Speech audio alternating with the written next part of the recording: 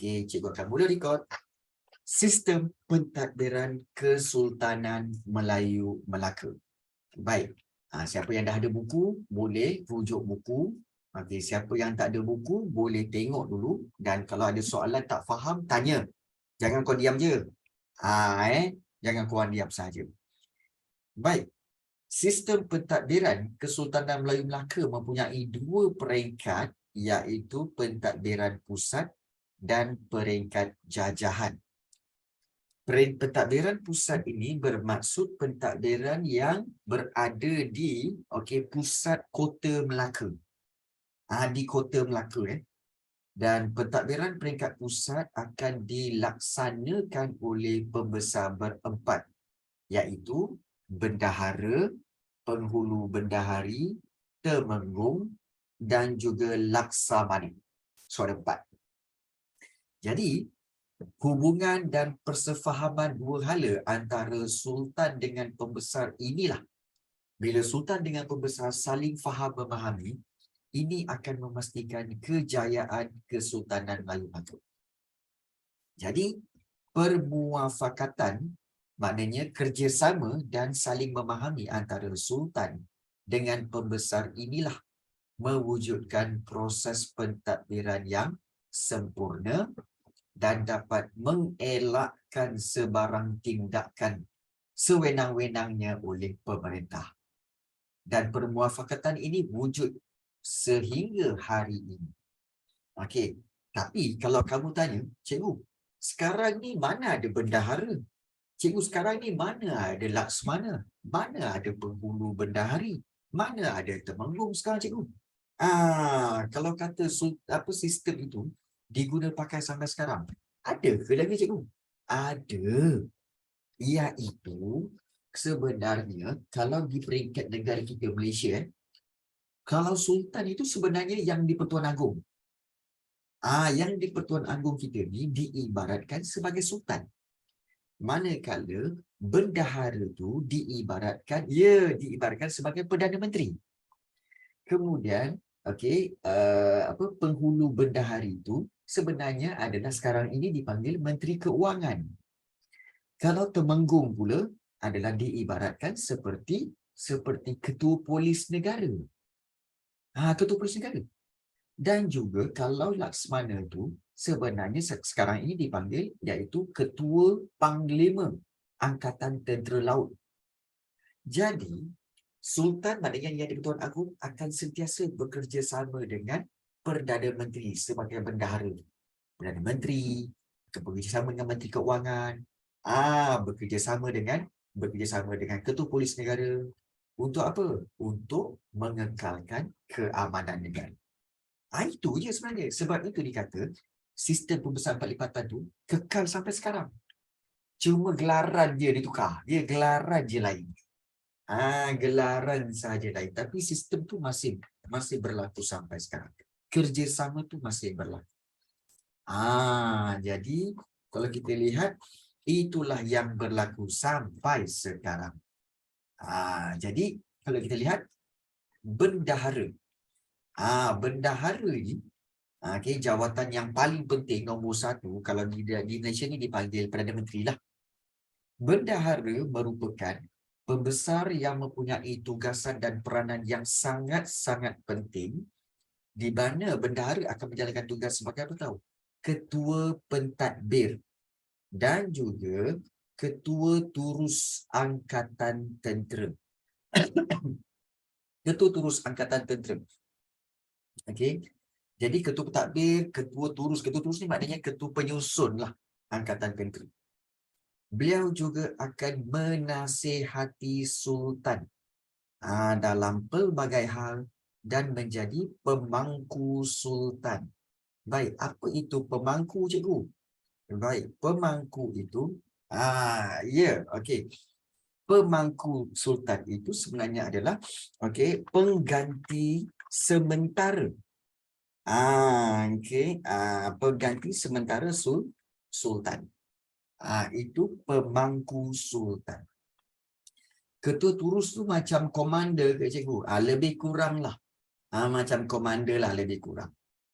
Jadi Ingat jawatan bendahara, ketua pentadbir, ketua turus angkatan tentera, kemudian penasihat sultan dan juga pemangku sultan. So ada 4. Kalau soalan tanya, okey, apakah tugas bendahara dalam sistem Kesultanan Melaka? So kamu boleh mentionkan 4 ini untuk dapat 4 markah. Itu penting. Okey. Jadi itu tugas bendahara. Kalau kita lihat seperti bahagian keuangan.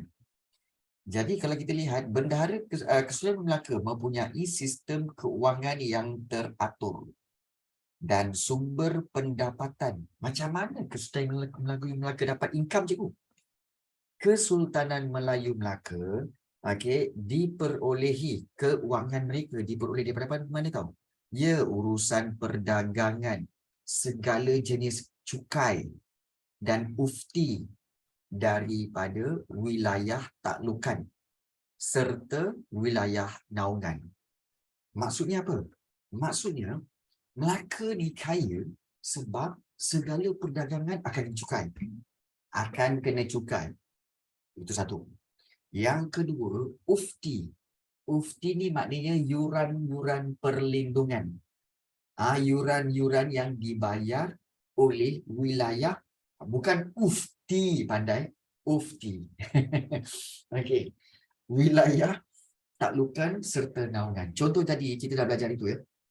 Wilayah taklukan seperti Kelantan, Rokan, Terengganu kan telah dijajah oleh Melaka. Bila dijajah oleh Melaka, kerajaan Kelantan dan Terengganu kena bayar ufti kepada Melaka supaya Melaka akan terus melindungi Kelantan dan Terengganu daripada serangan daripada tentera-tentera lain. Melaka akan terus memberi perlindungan kepada Kelantan dan Terengganu daripada serangan negeri-negeri lain. Itu ufti. Macam baru bab 1 dah macam banyak nak kena hafal. Jangan risau. Jangan risau tahu. Cikgu akan bantu kamu. Sebab itu, kalau kamu lihat daripada bab 1 pun dah macam-macam ni cikgu. Ui, banyaknya cikgu. Macam-macam ni cikgu. Okey. Sebab itu, korang semua korang semua kena duduk dalam kelas ni supaya cikgu boleh bantu kamu untuk memudahkan kefahaman kamu. Ya, bab 1 pun dah macam berat. Bang, ni terus terang cikgu cakap lah Ini bab 1 tau. Korang belum tengok bab 2. Kalau korang tengok bab 2, macam ni bang. Aduh, begini kau. Jadi, ya. Asal cikgu. Ya Allah, bab 2. Ini cikgu bukan nak takutkan okey. Sebenarnya bab 2 dia punya luasnya bab itu memerlukan sekurang-kurangnya 9 kelas. 9 kelas untuk habiskan. Kalau 9 kelas, hampir sebulan setengah. Sebulan setengah. Tapi cikgu dah takutkan itu ke pun? Alah, kan? Itu biasa. Kena ingat sesuatu yang kita tak hadapi lagi, memang kita nampak susah. Tapi bila kita dah lalui, kita akan rasa senang. Contoh, selagi kamu tak duduki UPSR dulu masa kamu UPSR dulu kan. Selagi kamu tak duduki UPSR, kamu rasa, UPSR susah lah. UPSR ni memang, kena belajar betul-betul ni, belajar betul-betul. Bila kamu dah keluar result UPSR, kamu dah naik tingkatan 1, naik tingkatan 2, bila jumpa budak UPSR, bang, UPSR susah ke bang? Kamu cakap apa? UPSR senang je. Alah, UPSR senang je. Betul tak? Betul tak korang cakap macam tu? Alah, UPSR senang je kan? Kan? Ya, mesti korang cakap macam tu. Alah, UPSR senang je lah kan? Sebab korang dah laluinya. Sebab korang dah jawabnya. Korang dah jawab. Tapi cuba masa sebelum UPSR, tak jawab lagi. Susah ni. UPSR ni nanti susah ni. Kan? Kan? Macam UASA hari tu. Kan? Saya tak boleh skor. Macam UASA hari tu. Sebelum UASA kan, semua dah kelang kabut. Mesti susah ni. Oh, mesti susah ni. Macam mana ni? Oh, mesti susah ni apa semua kan. Tapi bila dah jawab, lah. Ini je ke? Bila dah jawab, oh dapat markah. Lah. Ya macam tu. Ya, so jangan risau. Okay, yang penting teruskan belajar. Tapi memang ada yang senang, ada yang susah. Itu normal lah. Kalau semua senang, lainlah jadinya. Jadi memang ada yang senang, ada yang susah. Okey, baik. Okey, kita kembali. Segala jenis cukai dan ufti itu dari apa kita kata yuran ni, yuran daripada wilayah taklukan serta naungan seorang penghulu bendahari. Maknanya Menteri Keuangan akan dilantik bagi menguruskan perbendaharaan. Baik, apa itu perbendaharaan ni cikgu? Perbendaharaan ini bermaksud segala harta dan juga hasil pendapatan kerajaan. Itu yang dikatakan perbendaharaan. Perbendaharaan iaitu yang bermaksud harta dan juga hasil pendapatan kerajaan. Itu perbendaharaan. Maknanya Menteri Keuangan dilantik bagi uruskan perbendaharaan secara teratur. Sementara itu, Syah Bandar dipertanggungjawabkan untuk mengutip cukai di pelabuhan. Dapat duit. Sekarang dapat duit daripada mana? Sultan dapat allowance. Yang diberikan oleh kerajaan negeri. Kerajaan negeri akan berikan allowance kepada sultan. Okay. So Syah Bandar pula dipertanggungjawabkan untuk mengutip cukai di pelabuhan. Berapa ribu cikgu? Itu sulit. Itu sulit lah. Tak boleh bagi tahu. Okey, mengutip cukai di pelabuhan, manakala pembesar lain juga mengutip cukai di kawasan pegangan. Okey, baik. Kamu tahu kan? Okey, kamu tahu kan sebenarnya, okey, pelabuhan Melaka tu dulu luas. Memang luas. Jadi memang banyak kapal berhenti. Jadi penghulu bendahari tu memang seorang. Tetapi Syah Bandar dia ramai. Kalau tak silap cikgu, menurut catatan daripada Sulalatus Salatin, Syah Bandar ada lebih kurang 7 ke 8 orang. Kenapa ramai cikgu? Sebab Syah Bandar ni dia mengikut pedagang. Kalau pedagang tu pedagang daripada negara India, maka Syah Bandar pedagang India ada seorang. Kenapa dia panggil macam tu? Sebab Syah Bandar ini akan menguruskan pedagang-pedagang India kerana dia akan boleh bercakap bahasa Urdu dan bahasa Tamil. Kemudian ada Syah Bandar untuk kerajaan untuk pedagang Cina sebab dia boleh bercakap Cina. Ada Syah Bandar untuk pedagang-pedagang daripada Jawa sebab dia boleh cakap Jawa. Ada pedagang untuk ada Syah Bandar untuk pedagang-pedagang daripada Eropah sebab dia boleh bercakap bahasa Inggeris atau bercakap bahasa Rom. Ada Syah Bandar daripada Jepun, Ryukyu. Jepun dulu Jepun dipanggil Ryukyu. So ada Syah Bandar untuk pedagang-pedagang Jepun sebab dia boleh cakap Jepun. Maknanya Syah Bandar lebih daripada seorang. Sebab dia nak uruskan pedagang yang macam-macam. Pedagang yang macam-macam ni. Jadi Syah Bandar memang banyak dan Syah Bandar yang akan kutip cukai dan akan beri kepada penghulu bendahari. Beri kepada penghulu bendahari. Banyak ke cikgu? Ada yang tanya banyak ke cikgu Kesultanan Melaka punya income? Nak ceritalah Kesultanan Melaka punya income menyebabkan penduduk-penduduk kota Melaka dulu kaya-kaya. Setiap rumah ada at least 1,000 gram emas. Bukan setiap orang, setiap rumah di Melaka ada 1,000 gram emas. Kau rasa? Kemudian budak-budak kecil, kalau main batu seremban, Batu Seremban tu dia guna biji-biji daripada emas. Biji emas tu buat main Batu Seremban kau? Kau rasa? Kaya tak kaya lah. Dan macam mana cikgu tahu? Itu telah dicatatkan dalam catatan Tom Pires dan juga Alfonso de Albuquerque dalam catatan mereka. Alfonso de Albuquerque, orang Portugis tu, yang menyerang Melaka tu, dia tulis tahu bahawa sebenarnya setiap rumah di Melaka tu ada 1000 gram emas. Alfonso de Albuquerque. So cikgu bukan buat-buat cerita ya. Memang ada catatan tentang kekayaan penduduk-penduduk Melaka. Jadi memang wow. Memang tak pernah terfikir pun main batu emas, batu Seremban bila nampak emas.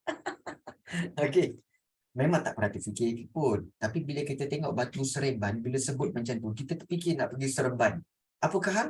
Sebab kat sana ada Raja Iliana. Raja Ili ada dekat Seremban. Hai Raja Ili. Okey, baik.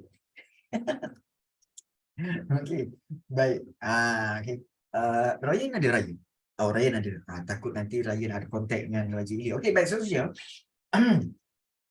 Kita teruskan. Okey, Ryan sentiasa ada. Okey, baik. Okey. So, okey. So, cikgu, kenapa batu Seremban? Apakah batu itu dipanggil Seremban? Didakwa oleh Alfonso. Okey. Berapa gram emas yang didakwa oleh Alfonso? Sebenarnya Alfonso menyatakan bahawa setiap rumah tu ada 1000 gram. 1000 gram ni sebenarnya bersamaan 1 kilogram emas bagi setiap rumah di Melaka. Setiap rumah di Melaka. Jadi kita nampak bahawa memang negeri Melaka adalah sebuah negeri yang kaya lah. Yang kaya. Tapi iaitu keselamatan Melayu, keselamatannya iaitu Temenggung menjaga keselamatan Kota Melaka, Laksmana menjaga Angkatan Laut Melaka. Sebagai menjaga laut lah. Dan itu pada peringkat pusat. Ya, pada peringkat pusat. Manakala peringkat jajahan pula, pembesar ditugaskan, ada pembesar juga, ditugaskan untuk menguruskan pentadbiran di daerah dan juga di kampung-kampung.